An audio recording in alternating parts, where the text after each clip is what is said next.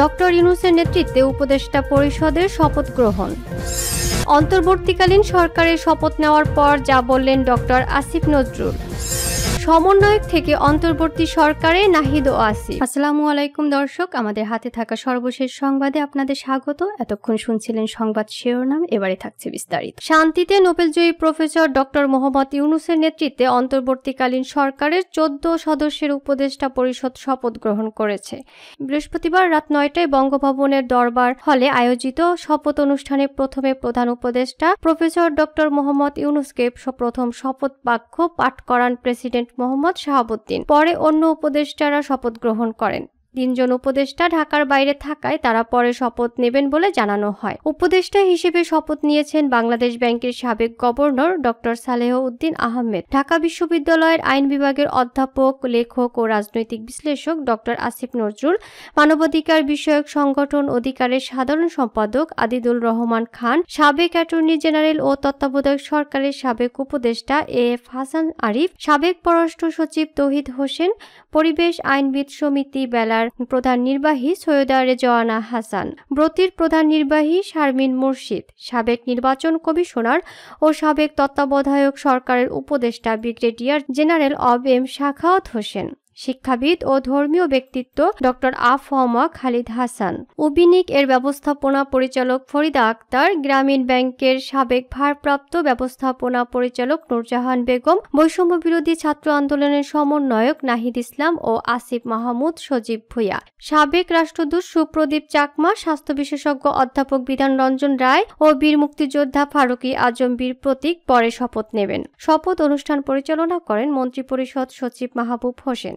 বীর শহীদ ও ছাত্র জনতার অভ্যুত্থানে শহীদদের প্রতি শ্রদ্ধা জানিয়ে শুরুতে 1 মিনিট নীরবতা পালন করা হয়। কোরআন তেলাওয়াতের মাধ্যমে শপথ অনুষ্ঠান শুরু হয়। অনুষ্ঠানে সেনাবাহিনী প্রধান জেনারেল ওয়াকারুজ্জামান, নৌবাহিনী প্রধান অ্যাডমিরাল এম নাজমুল হাসান, বিমান বাহিনীর প্রধান হাসান মাহমুদ খান উপস্থিত ছিলেন। এছাড়া আমন্ত্রিত অতিথি হিসেবে বিভিন্ন রাজনৈতিক দলের নেতা, সুশীল সমাজের প্রতিনিধি ও বিশিষ্টজনরা উপস্থিত ছিলেন।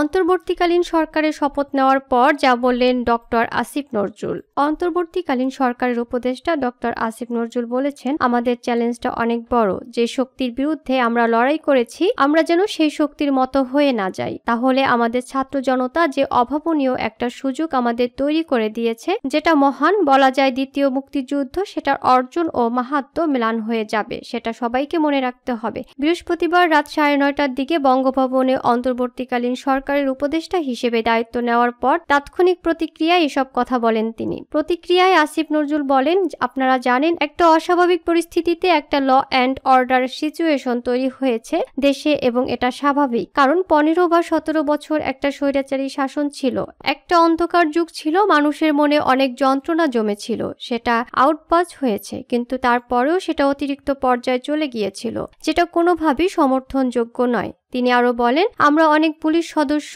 অনেক সংখ্যালঘু মানুষের আর্তনাদ শুনেছি, অনেক স্টোরি আছে যা আমি নিজে শুনেছি। এটা কোনোভাবে প্রত্যাশিত নয়। আমাদের ক্রোধ সংবরণ করতে হবে। আইনগতভাবে যারা দোষী আছে তাদের শাস্তি দেওয়ার জন্য ব্যবস্থা নিতে হবে। উল্লেখ্য, ঢাকা বিশ্ববিদ্যালয়ের আইন বিভাগের অধ্যাপক ডক্টর আসিফ নজরুল। তিনি একজন লেখক, ঔপন্যাসিক, রাজনীতি বিশ্লেষক, সংবিধান বিশেষজ্ঞ ও কলামিস্ট। টিভি, টকশো ও সাহসী কলামের জন্য তিনি ব্যাপকভাবে জনপ্রিয়। তিনি 10-এর অধিক গ্রন্থের রচয়িতা। সমন্বয়ক থেকে অন্তর্বর্তী সরকারে নাহিদ ও আসিফ। নোবেল বিজয়ী অর্থনীতিবিদ ডক্টর মোহাম্মদ ইউনূসের নেতৃত্বে অন্তর্বর্তীকালীন সরকার গঠিত হয়েছে। সেখানে ছাত্র আন্দোলনের 2 সমন্বয়ক জায়গা পেয়েছেন। বৃহস্পতিবার রাত 9টায় বঙ্গভবনে রাষ্ট্রপতি মোহাম্মদ শাহাবুদ্দিনের কাছ থেকে তারা শপথ নেন। আসিফ মাহমুদ সজীব ভূঁইয়া হচ্ছেন ঢাকা বিশ্ববিদ্যালয়ের ছাত্র শক্তির আহ্বায়ক এবং নাহিদ সদস্য সচিব। গত বছরের 4 অক্টোবর ঢাকা বিশ্ববিদ্যালয়ের ডাকসু ভবনের সামনে এক সংবাদ সম্মেলনে গণতান্ত্রিক ছাত্র শক্তির নামে এই ছাত্র সংগঠন আত্মপ্রকাশ করা হয়। তখন সংগঠনটির ঘোষণা দেন ডাকসুর সাবেক সমাজসেবা সম্পাদক আক্তার হোসেন।